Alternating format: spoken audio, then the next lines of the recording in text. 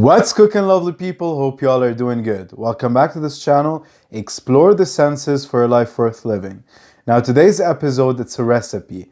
We're gonna be preparing birria tacos. So stick in and see how it's done. First of all, we're gonna start by preparing the cooking vegetables. We're gonna start by peeling the carrots and then cutting them into big chunks. And then we get some clean and washed celery and we cut them in big chunks as well. And then we get 3 tomatoes. We're gonna cut them in half. And an onion cut into 4. And 1 sweet red bell pepper. We make sure to clean it from the inside, remove the seeds. And then we're gonna cut it and torch it to give it that extra char and smoky flavor. And then we're gonna use some red chili peppers, dried or raw, whichever is accessible. In this case, I used the dried. Make sure to empty it as well, remove all the seeds from inside. And this way we've got all our cooking vegetables, the ones that are going in the pot with the meat, ready. Moving on to the meat. We're gonna start with the bottom blade. We're gonna cut it into 4 pieces. And then we're gonna go with some beef short back ribs. 20 days regular aged, and an additional 5 days dry aged, just to get that extra strong meaty flavor from the meat and from the bone and bone marrow too. And the last cut of meat that we're gonna be using is the oxtail. The main reason that we're gonna be using oxtail is for the texture and the flavor, more than the meat that we're gonna be getting from the tail, because it's loaded with collagen, calcium, lots of amino acids, so it's gonna give us that rich, textured and flavored broth. And now that we have all cuts of meat ready, we're just gonna season them with salt. Okay, so we've got a pan here. We're gonna add some avocado oil, and we're gonna do this process to sear the meat, because if you just put the meat in a pot and start from a cold temperature working its way up, the meat is gonna turn gray, and all the flavor and juices are gonna escape the membrane because it's not sealed. It doesn't have like an envelope on the outside to protect the juices from getting extracted from the piece of meat. So what we're gonna do is sear it, create a membrane on the outside that's gonna make it hard for the juices and flavor to escape on the meat from the meat membrane. Now, ideally, I would do that in the same pot that I'm gonna be creating the broth in and slow cooking the meat. But today I chose to go with a crock pot to slow cook the meat, anything between 6 to 8 hours, to just get full of flavors with the vegetables that I'm gonna be adding. So for this reason, we're just gonna do them separate. I'm gonna sear the meat in a different pan, and cook the meat in the crock pot. But I'm gonna try to get some of that flavored fat and add it into the crock pot after. Now that we're done searing the meat, we're gonna add all the fat that was in the pan because it's packed with flavor.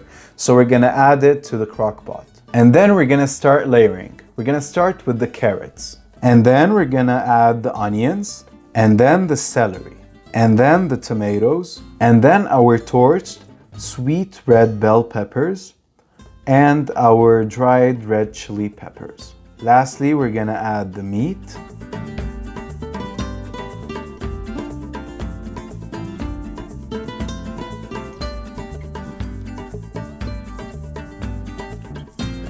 And make sure to add all that juice that was on the tray that escaped while the meat was resting. And then we're gonna add some butter. Now this is a bit unorthodox, unheard of, but I love the texture that it's gonna create in the broth, and I love the flavor of butter. Sue me.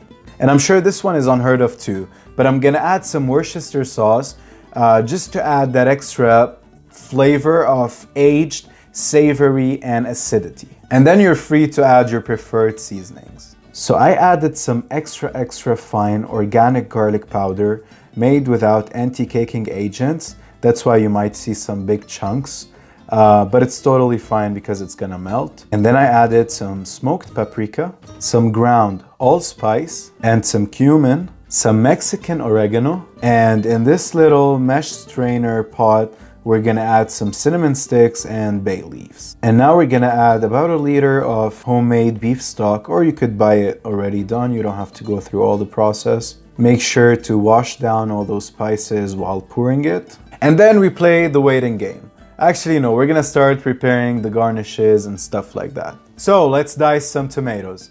And trust me, I know what you're thinking about the tips of those tomatoes.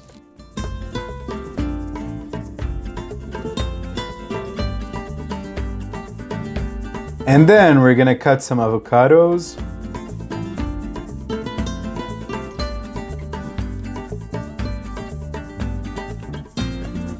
We're just gonna put them in the food processor and blend them. Look at that beautiful avocado paste. Make sure to cover it right away. You don't want it to sit and oxidize and ruin that beautiful green color. And then we're gonna take the sweet red bell peppers, the red chili peppers, the onions, and the tomatoes that were in a stock and put them in a blender with some of that broth, with some of that stock, and add some tomato paste, a small can of tomato paste to it, and blend it.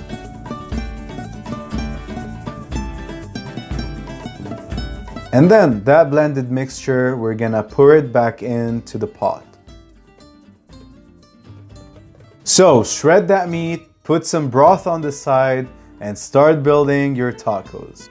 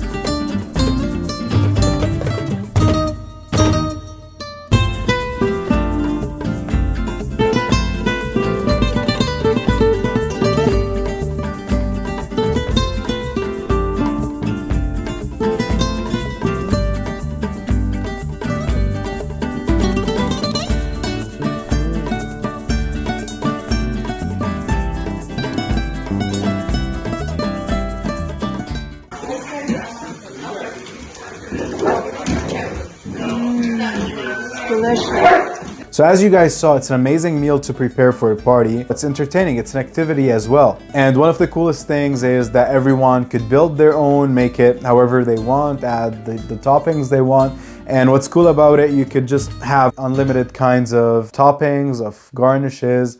So it all goes back to you and how you want to eat it, how you want to serve it. So you guys, if you've made it that far in the video, hope you enjoyed it. Please like and leave me a comment down below if you end up trying it.